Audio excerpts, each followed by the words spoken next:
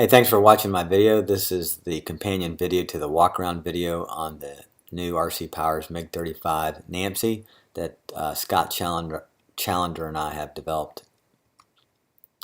I'm down here in Alabama, and I like to call my workshop the Roll Tide Mig Shop, RTMS, and we got football season coming up. So NAMC is a North American MIG consortium where Scott Challenger and I have gotten together. And we just enjoy modifying these airplanes to getting them to fly the way we think they should fly. And check out our blog spot. Disclaimer, Dave Powers and Scott Lott of RC Powers have given Scott and I permission to modify the planes of the MiG-29 V4. If you look back to my old videos, the MiG-29 V3 knife edge experimentals where I got started cutting up these airplanes, retaping them, regluing, trying different things. We kind of went through a different evolution and continued evolution with these planes, and the big things we've been trying to work on, what I call elevon polar pitch effect, which is where you throw the plane up sideways, you get some wind, it hits that big tail and makes the plane weather vane or tail washout. Then thrust vectoring ass wagon is when you're in high altitude, high alpha, and you get a little bit unstable, some wing rock, so you lose altitude, you give it a little more elevator and some more thrust, and the thing just starts dancing and twerking across the sky. We applied a lot of what we learned on the V3s and the new V4. Scott built a stock one, I built an almost stock one. We still had some issues we're trying to work out, and one of the big ones, even after we'd done our modifications, was more rudder authority. So that's how we ended up with what we call now the Mig-35 NAMC. Go through the alterations, modifications here. We've got inboard ailerons. I like to turn the aileron off mix, which you've seen in my videos, so I just have spoilers and flaps. We downsized, reshaped the elevons. We modified the vertical stabilizer, advanced the trailing edge. We turned it to a vertical trailing edge and made vertical rudders. We increased the stock KS from about 38% to 40%. This is real easy by just adding a 1/4 inch to the trailing edge. I downsized the tailplate, made a larger prop slot to try to decrease the surface area and to help with EP. And then I like a combination of inboard, outboard servos, and I'll show you those. Here's the first alteration modification we did. This is the aileron, basically cut them in half. The 3/4 strip at the wing root on the left side of the slide is to give clearance for the outboard aileron and elevon servo. In black is the tailplate and horizontal stabilizer and elevon of the V4, and the green is what Scott and I have come up with for the new elevons. We needed a little more thrust vectoring with the downsized elevon, so we added the little engine cutouts there, and they also look a lot more like scale. They look more scale.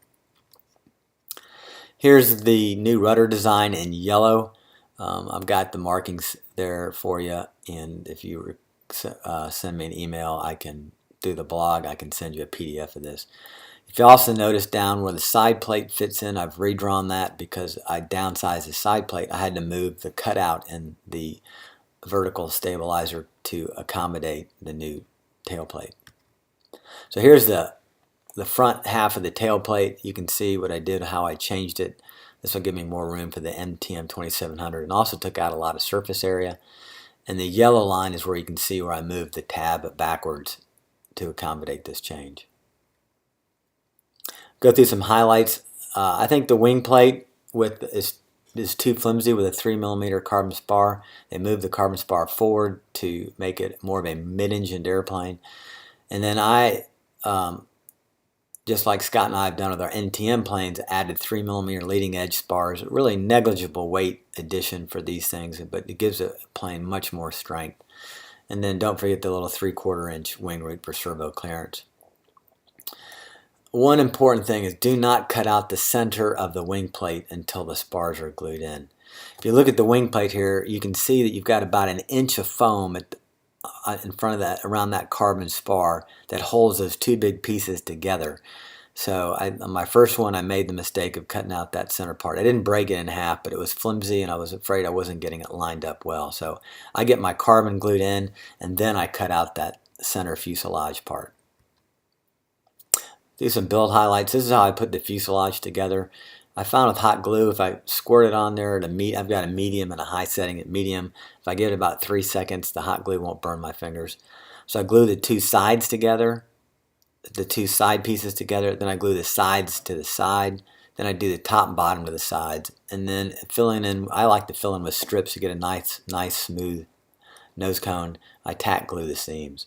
So here you can see where I've glued the sides to each other.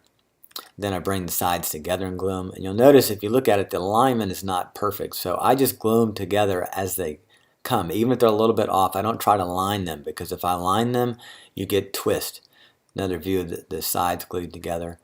Here you can see I brought down the top piece and the bottom piece, and they're a little bit off, but that's okay. I do not want to twist them.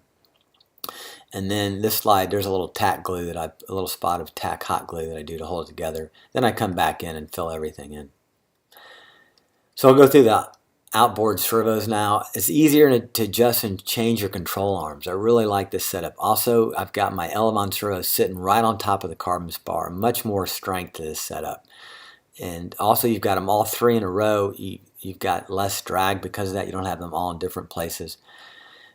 Important thing here is you mark your cutouts and trial fit everything, and then you also want to do your servo cutouts in the KFs before you glue in your servos and before you glue in your KFs. It just makes it a lot easier. So here you can see I've got the side plate lined up where it'll fit exactly into the wing plate, and I mark out the servos. I put a 1/4 inch space between each one. Then I just bring the side plates together, so I have a mirror image, mark the other side plate. Here you can see I've got the side plate sitting on top of the wing plate to mark out the rudder. Remember, the rudder is inboard, actually inside of the engine nacelle, inside of the side plate. So I marked, you can see the lines I've drawn where the side plate will be when in the final assembly, and the rudder goes right next to there. So here you can see I've got everything the plane glued together, and I'm trial fitting the servos. Everything fits nicely. Then I'll do my KFs.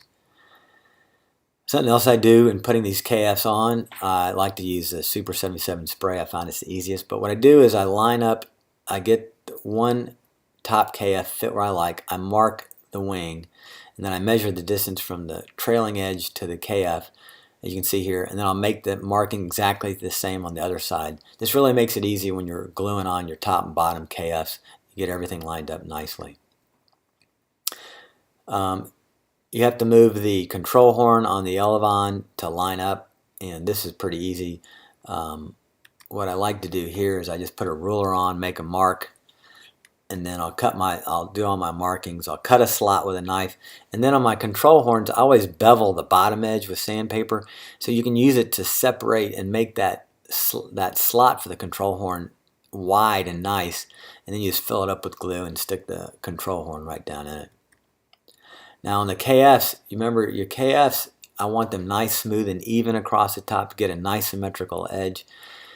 The KFs don't always line up with the leading edge of the wing. So what I do, I made this little gauge that fits right in there. So you'll see here I've got the gauge, it fits right in between the two, and then I will mark a 1/2 inch back from the trailing edge of the wing. In this next slide you can see how the KFs don't always line up. So that's how I mark my KF, put a bunch of little dots, connect the dots. And then you can see also I mark a line down the center of the leading edge of the wing. Then I take a big long razor blade and shave that thing down, and then do some final sanding. One other quick highlight is thread your screws in your motor mount before you put it on the airplane.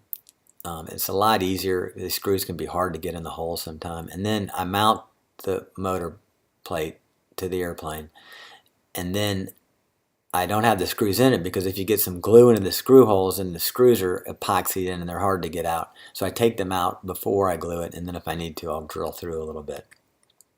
Well, here's my airplane. This is what happens when you want to paint your plane on a Sunday. All the stores are closed and you have a bunch of half-empty cans of paint. A little bit schizophrenic, but still turned out nice. It's easy to see. Here's a Mig-35, and this is what we think our plane looks like, and hopefully we'll get it flying like the real thing one day. Well, thanks for watching. Please visit our blog site, migsrus.blogspot.com, and thank you very much.